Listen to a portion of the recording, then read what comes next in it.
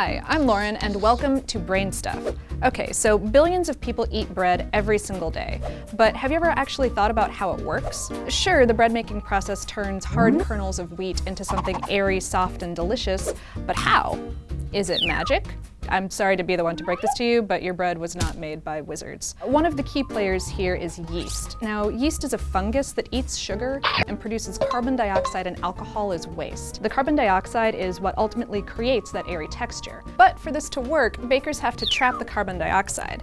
A protein group called gluten is what comes in handy here. It's a stretchy substance, technically a viscoelastic matrix, and that's a little bit like bubblegum. The gluten in bread wheat is actually a mix of a bunch of different proteins. When they're combined with water, they create a lot of chemical bridges and protein chains, which we collectively call gluten. Okay, so when bakers knead bread dough, they develop this gluten further by linking its molecules together, making it even more stretchy. And then once the yeast begins producing carbon dioxide bubbles, the dough catches those bubbles in little gluten balloons, and then the whole loaf starts to rise. As the bread bakes, the proteins heat up and then set.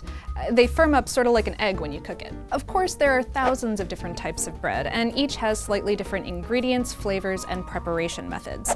These days, some are even made without gluten, but that's a whole other episode. Everyone has their favorite kind of bread. Mine happens to be sourdough, which is a delicious symbiosis between yeast and a bacteria that excrete lactic acid, which is tastier than it sounds. What about you?